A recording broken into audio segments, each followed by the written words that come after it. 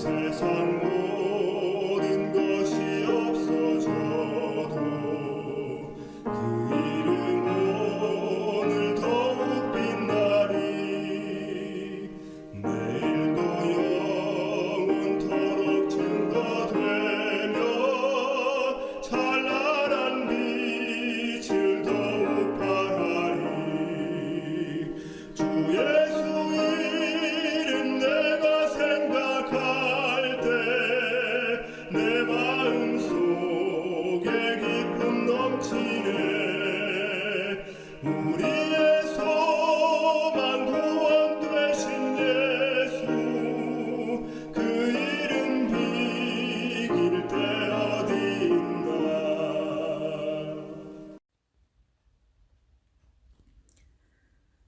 살아계셔서 저희와 함께 하시는 하나님 아버지, 이 시간 축복된 안식일을 주셔서 참된 쉼을 허락하시니 감사드립니다. 각자의 처소에서 예배드리지만 한마음으로 온 마음과 정성을 다해 주님께 경배드리고 찬양드립니다. 팬데믹으로 인해 어려움을 겪고 있는 교인들이 계십니다. 하루빨리 이 어려움이 지나갈 수 있도록 온 인류에게 슬기로움과 인내를 주시옵소서. 우리의 삶을 통해 살아계신 예수님을 증거하고 주님의 사랑을 실천할 수 있는 용기와 희망을 주시옵소서. 우리 교회를 위해서 안 보이는 곳에서 수고하시는 집사님, 장로님들을 기억하여 주시고 생과 사와 질병 사이를 오가는 혼돈의 시대에 연로하신 성도님들의 안위를 지켜주시고 심령의 위로를 간구드리옵니다. 오늘 예배드리는 제단에 상한 심령과 연약한 영혼을 내려놓겠사오니 주님 용서하시고 새 영혼으로 거듭날 수 있게 도와주시옵소서. 오늘의 말씀을 통하여 회개와 변화가 이루어지게 하시고 성령님의 임재를 체험할 수 있게 하시옵소서. 지금까지도 주님의 놀라운 은혜로 교회와 성도님들을 지켜주셨던 것처럼 앞으로의 시간에도 함께 하실 것을 믿사오며 예수 그리스도 이름으로 기도드렸습니다. 아멘.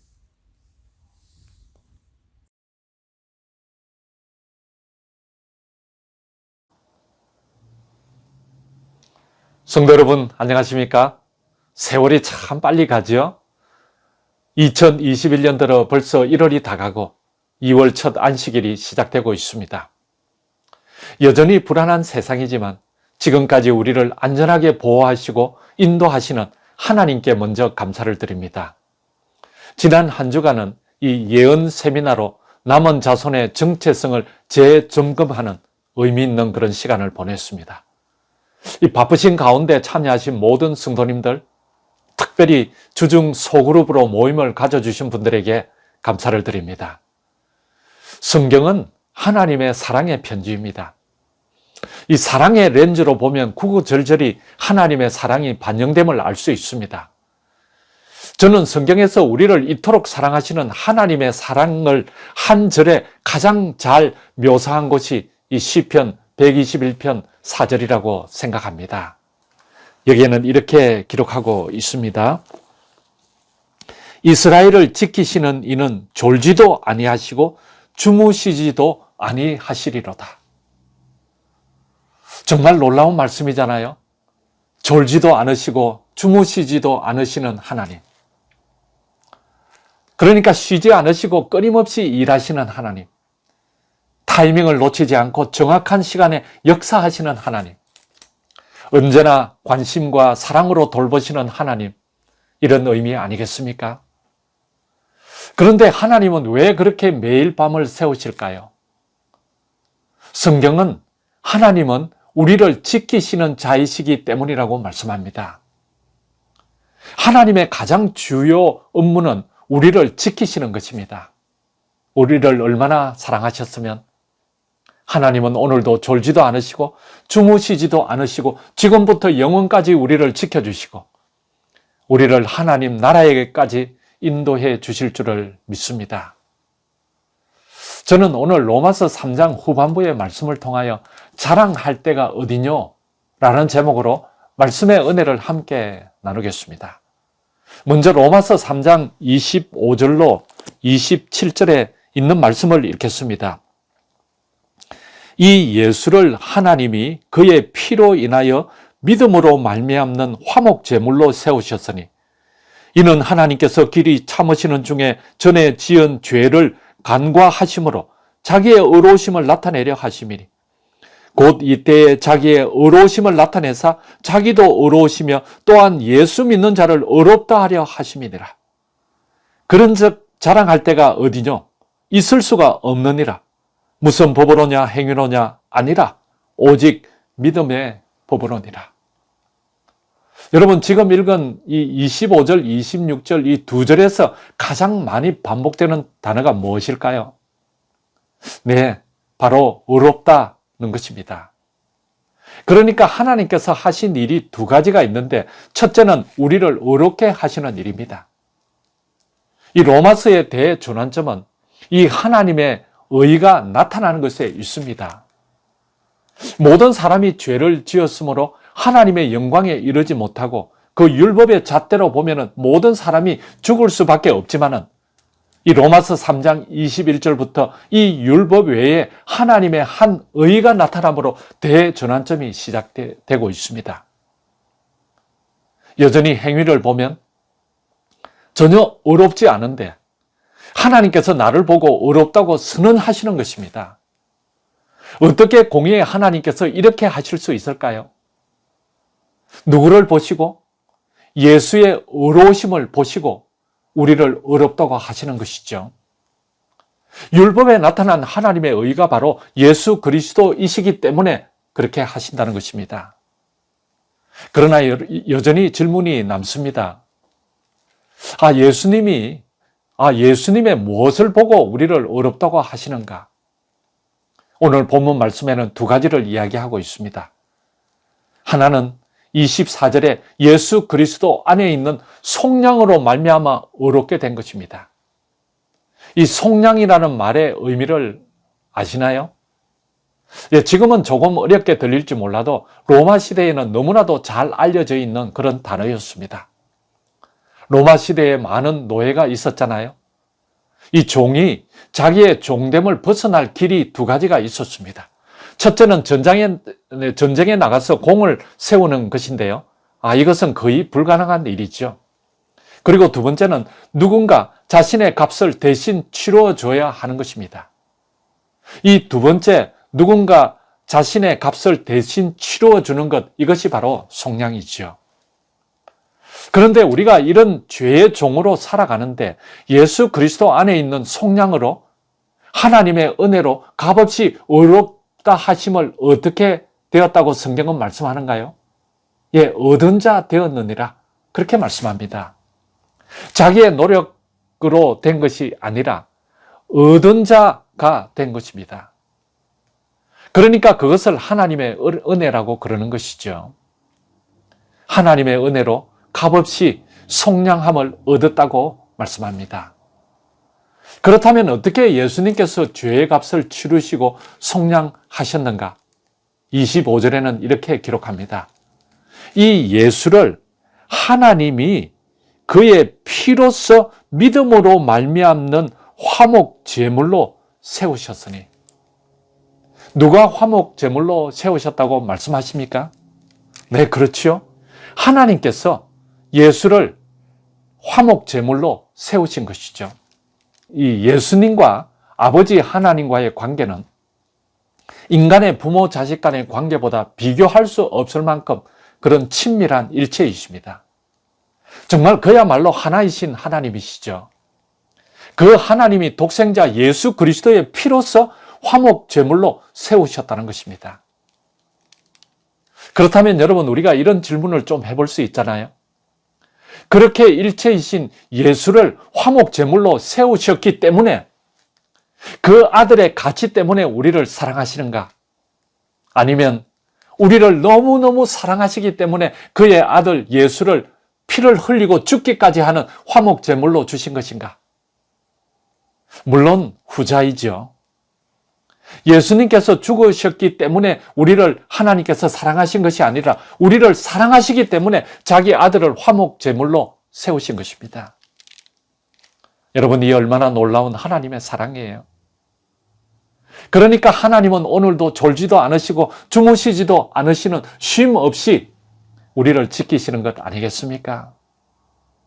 그만큼 우리를 보배로운 존재로 보시니까요. 여러분, 아무리 사랑해도 내 목숨을 내어주기는 쉽지 않습니다. 나를 의롭게 하시려고 십자가에서 피 흘려 죽으신 하나님, 그 하나님의 사랑은 정말 신비입니다. 시대의 소망 19페이지에도 그것을 이렇게 잘 묘사하고 있죠. 하나님의 구속하시는 사랑의 신비는 무궁한 시대를 통하여 그들의 연구 주제가 될 것이다. 이 무궁한 시대를 통하여 하나님의 그 사랑의 신비를 연구할 주제가 될 것이다. 여러분, 정말 그렇습니다. 십자가는 하나님의 사랑의 신비예요. 요한일서 4장 10절에도 이렇게 말씀하고 있습니다. 사랑은 여기 있으니 우리가 하나님을 사랑한 것이 아니요 하나님이 우리를 사랑하사 우리 죄를 속하기 위하여 화목 제물로 그 아들을 보내셨습니다. 왜 이런 죄 많은 나를 사랑하셨는지, 그리고 내 죄를 속하기 위하여 화목 제물로 그 아들을 이 땅에 보내셨는지 아무리 생각해도 우리가 알 수가 없잖아요. 그래서 아마 무궁한 시대를 통해서 연구할 주제가 된다고 그렇게 시대의 소망에 증언하고 있는 것 아닐까요? 하나님의 사랑은 정말 신비 중에 신비가 맞죠. 오늘 우리는 성경에 흐르는 사상이 하나님의 사랑임을 다시 한번 깨닫게 됩니다. 어느 정도로 사랑하시는가? 자기 아들을 십자가에 피 흘려 죽게 하실 정도로 우리를 사랑하시는 것입니다. 여기에서 우리가 힘을 얻게 되죠. 이 자기의 행위를 보고 자기의 의로움을 보고 힘을 얻는 것이 아니라 이런 나임을 보고도 포기하지 않고 끝까지 사랑하시는 하나님의 사랑 때문에 너무너무 우리가 힘을 얻게 되는 거예요. 하나님께서 예수 그리스도를 속량하시고 화목 제물로 세우셔서 우리를 의롭게 하신 것이 하나님의 첫 번째 일이었습니다. 그런데 여러분, 참 이상한 것은 두 번째 하신 하나님의 일은 자신을 의롭다고 하신 것입니다. 하나님은 의로우신 분이신데 왜 의롭다고 하는 일을 자신이 하셨을까요? 25절 마지막 부분을 보시면은 자기의 의로우심을 나타내려 하심이라. 그리고 그 다음 26절에서도 곧 이 때에 자기의 의로우심을 나타내사 자기도 의로우시며. 여러분, 이 말씀이 이해가 가시는지요? 하나님께서 의로우신데 왜 자기의 의로우심을 또 나타내셨을까요? 문맥의 흐름을 보시면은 예수를 이 화목 제물로 삼으신 것이 하나님의 의로우심을 나타내는 것임을 알 수 있습니다. 여러분, 우리가 잘 아시듯이 하나님께서는 죄를 싫어하시지만 그러나 죄인은 사랑하시잖아요. 그렇기 때문에 내가 죄인을 사랑하니까 죄는 그냥 덮어줄게. 만약 그런다면 하나님은 의로울 수가 없습니다. 우리는 다 죄인이기 때문에 죄의 결과로 죽을 수밖에 없는데 하나님께서 대가 없이 그냥 생명을 준다면 결코 하나님은 의로울 수가 없는 것이고 그 의로움을 세계 만방에 나타낼 수가 없는 것입니다. 물론 우주 거민들에게도 나타낼 수가 없겠죠. 반드시 죄에 대한 값을 치루어야 하나님의 의로우심이 나타나는 것이죠. 그러니까 우리의 죄의 값을 치르기 위하여 십자가에서 피를 흘리심으로 우리의 죄를 속량하시고 하나님과의 사랑도 회복하기 위한 화목 제물이 되셔서 우리를 의롭게 하시고 하나님의 의로우심도 나타내신 것이죠. 우리는 그 하나님의 모습을 시편 85편 10절을 통해서 볼 수가 있습니다. 시편 85편 10절입니다. 인애와 진리가 같이 만나고 의와 화평이 서로 입맞추었으며. 그러니까 하나님의 사랑과 공의가 십자가에서 입맞춤으로 우리는 이곳에서 우리를 구원하시는 하나님의 사랑과 하나님의 의를 충족시킨 십자가의 그 놀라운 은혜를 보게 됩니다. 그래서 로마서 5장 8절에도 이렇게 기록합니다. 우리가 다 외우는 그런 성경절이죠. 우리가 아직 죄인 되었을 때에 그리스도께서 우리를 위하여 죽으심으로 하나님께서 우리에게 대한 자기의 사랑을 확정하셨느니라. 그리스도의 십자가의 죽으심으로 하나님의 공의와 사랑을 동시에 나타내셨음을 우리는 알 수가 있습니다. 율법 외에 한 의로 나타나신 예수께서 죽음의 문제, 이 죄의 문제를 해결하시고 하나님의 의로우심을 나타내시고 그 예수를 믿는 자도 의롭다 하신 것이죠. 그러니까 우리가 아무리 십자가의 사랑을 생각해도 정말 아무리 우리가 연구하고 묵상하고 해도 나 같은 죄인을 위하여 정말 하나님께서 목숨을 걸고 사랑하신 그 사랑을 우리 인간의 생각과 가슴으로는 도저히 이해할 수가 없기에 그저 믿음으로 받아들일 수밖에 없습니다. 그래서 이어지는 27절에는 이렇게 기록하지요. 그런즉 자랑할 데가 어디냐? 있을 수가 없느니라. 무슨 법으로냐 행위로느냐? 아니라 오직 믿음의 법으로니라. 믿음의 법. 여러분 정말 그렇지 않습니까? 십자가를 보면 우리가 자랑할 수가 없는 것이죠. 그런데 사람은 누구나 다 자랑을 하고 싶어 합니다. 이 잘하는 것이 있으면 더 자랑하고 싶어 하지요. 여러분은 자랑하고 싶은 것이 있으신지요? 어쩌면 자랑은 죄인의 본능인 것 같습니다. 누구에게나 자랑거리가 하나씩은 다 있습니다. 어떤 사람은 돈과 그리고 명예와 가문과 권력과 학위를 자랑합니다. 또 어떤 이는 인생 경험을 자랑하고 지식과 지혜를 자랑하고 자식을 자랑하고 자신의 힘을 자랑합니다. 사도 바울도 자랑하는 것을 보면 정말 그런 것 같습니다. 이 빌립보서 3장 5절에는요. 사도 바울의 자랑을 이렇게 기록하고 있습니다. 빌립보서 3장 5절 나는 8일 만에 할례를 받고 이스라엘의 족속이요 그리고 베냐민 지파요 히브리인 중에 히브리인이요 율법으로는 바리새인이요. 정말 대단한 자랑이죠. 뿐만 아니라 그는 신앙적으로도 자랑했습니다. 사도행전 22장 3절에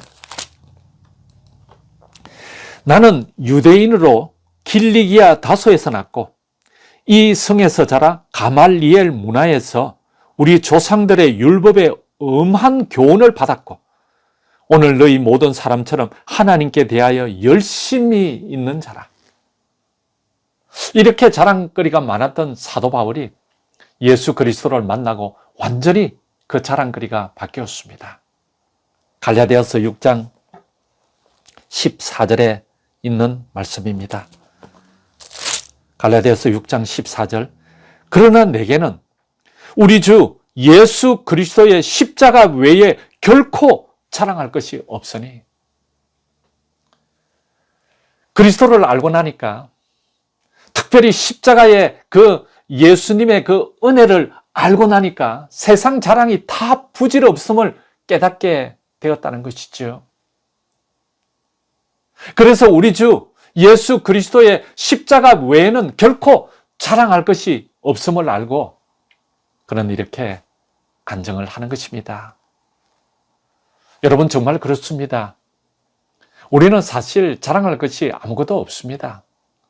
특별히 구원에 대한 자랑은 더더욱 할 것이 없습니다. 왜 그럴까요?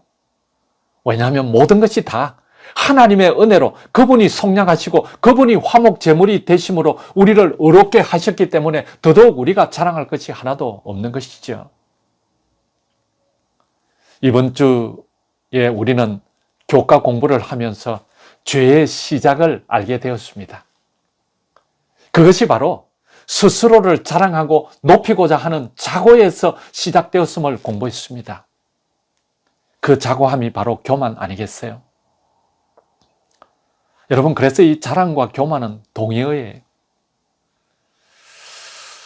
여러분, 우리가 교회에서 간증하는 것도 자랑일까요? 네, 물론 자랑입니다. 그러나 간증은 자신을 자랑하는 것이 아니라 나를 변화시킨, 그리고 나에게 이 일을 하게 하신 하나님을 자랑하는 거예요. 그래서 우리가 간증하는 사람을 보면서 그 속에 역사하시는 하나님을 볼 수 있어야 합니다. 하나님을 자랑하는 것, 그것이 바로 믿음의 법이에요. 여러분, 정말 그렇지 않습니까? 우리가 정말 믿음을 가지게 되면 누구를 자랑해요? 네, 하나님을 자랑하는 거예요. 하나님을 높이고 하나님께 영광을 돌리는 거예요. 하나님의 은혜를 감사하고 하나님을 드러내는 그런 순종하는 삶을 사는 거예요. 믿음은 정말 하나님을 자랑하는 것입니다. 여러분, 자신을 자랑하면 자랑한 만큼 잃어버리게 됩니다. 히스기야 왕은 참 복을 많이 받았습니다. 이 아수르 군대 18만 5천 명이 쳐들어왔을 때 히스기야는 하나님 앞에 겸손히 무릎 꿇고 자기가 비록 왕이지만 이사야 선지자를 불러 하나님의 도우심을 간구했습니다. 하나님의 도우심으로 그들은 대성을 거두었습니다. 히스기야 왕이 죽을 병에 걸렸을 때도 그는 벽을 향하여 자신을 낮추고 하나님께 간절히 기도드렸습니다. 이 벽을 향했다는 것은 더 이상 인간으로서는 할 수 있는 일이 없음을 고백하는 거잖아요. 하나님께서는 또다시 그를 긍휼히 여기시고 병을 고쳐주셔서 15년의 생명을 연장해 주셨습니다. 정말 하나님께서 주시는 그 놀라운 승리를 맛본 것이죠. 그런데 몇 번 그렇게 하고 나니까 그가 교만해졌어요.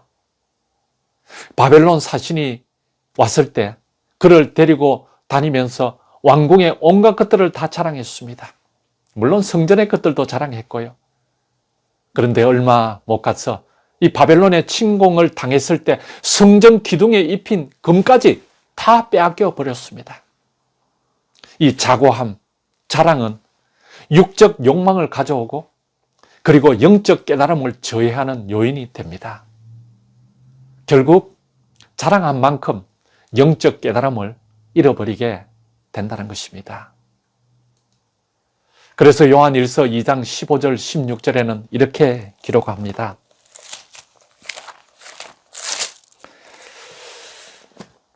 이 세상이나 세상에 있는 것들을 사랑하지 말라.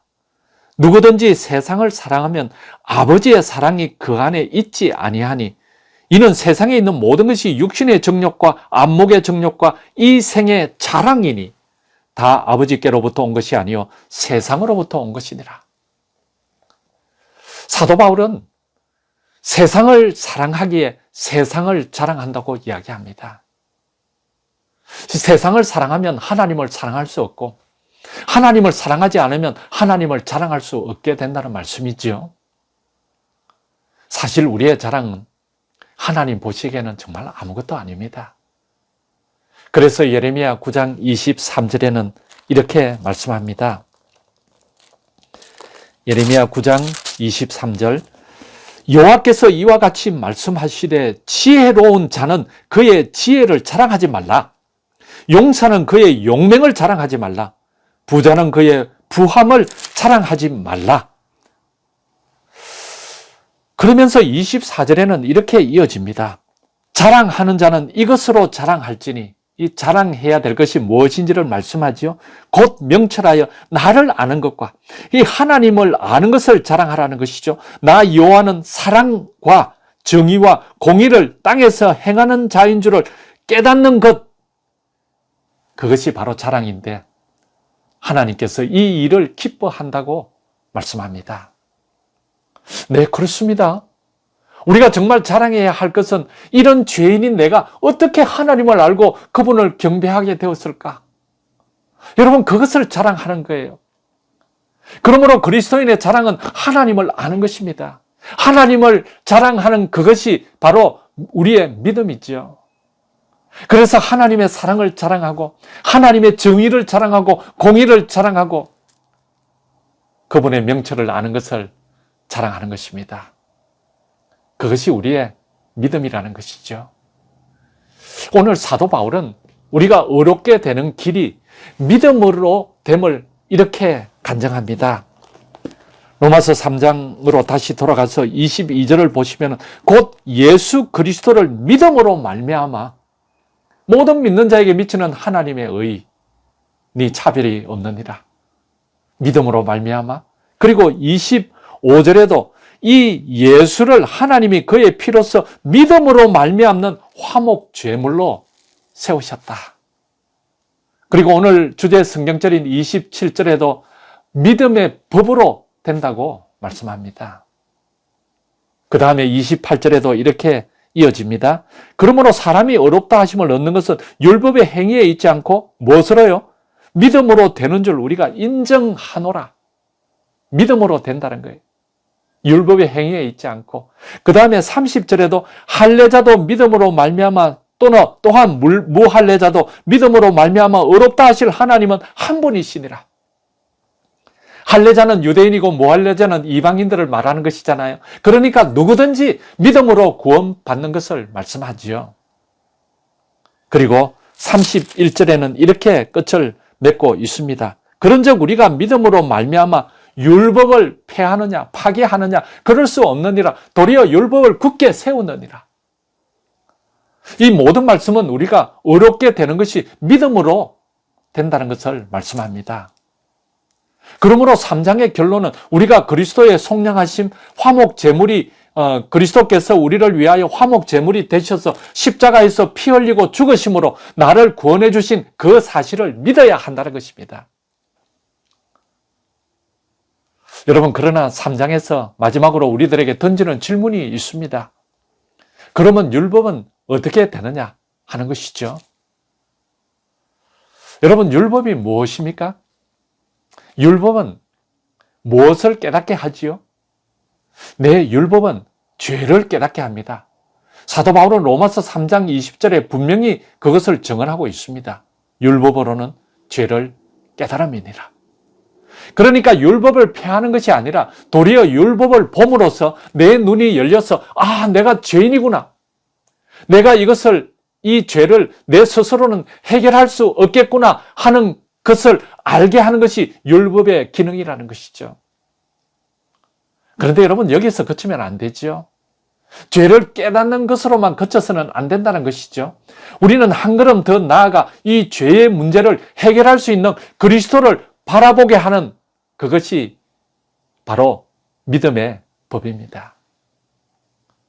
내가 속절없는 죄인이구나 하는 것을 깨닫게 하는 율법과 죄의 문제를 해결할 수 있는 예수 그리스도를 바라보게 하는 믿음의 법이 함께 일해서 마침내 우리를 의롭게 구원에 이르게 하는 것임을 오늘 말씀을 통하여 가르쳐주고 있습니다. 그러니까 여러분, 율법도 참 우리의 삶에서 중요하고 믿음도 너무나도 중요함을 가르쳐주는 것 아니겠습니까? 모쪼록 우리를 너무나 사랑하셔서 정말 졸지도 않으시고 주무시지도 않는 그 하나님의 쉬지 않는 돌보심, 멈추지 않는 사랑으로 우리를 구원하고자 일하시는 하나님의 말씀을 통하여 그 말씀이 늘 우리의 삶에서 경험되고 그리고 누리는 그런 우리 모두가 되셔서 그 하나님의 사랑으로 인하여 우리를 구원하신 그 구원의 확신 가운데 우리를 위하여 정말 우리의 죄를 속량하시고 화목 제물이 되신 그리스도를 바라봄으로 오늘도 어려운 세상 가운데서도 승리하며 살아가는 저와 여러분 모두가 될 수 있기를 간절히 소망하면서 말씀을 드리겠습니다.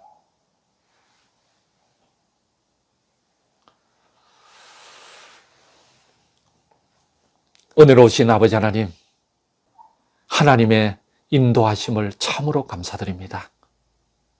오늘도 성령 하나님께서 우리의 마음을 감동시켜 주셔서 그리스도의 임재 앞으로 나오게 하시고 정말 진실된 마음으로 신실한 예배를 드릴 수 있는 귀한 축복을 주셨사오니 그 은혜를 감사드립니다.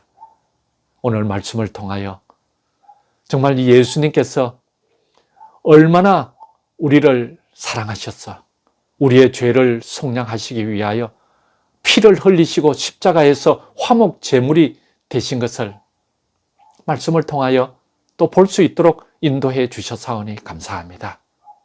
하나님 아버지, 그 말씀을 믿을 수 있도록 저희들에게 믿음을 허락하여 주시고 그 믿음의 법으로 다시 한번 우리를 구원하기 위하여 십자가에 달리신 예수 그리스도를 바라볼 수 있도록 저희들을 인도하여 주옵소서. 바라봄으로 의롭게 되고 믿게 되고 구원을 얻게 저희들을 도와 주옵소서. 우리를 사랑하시는 우리 구주 예수 그리스도 이름으로 간절히 기도드리옵나이다. 아멘.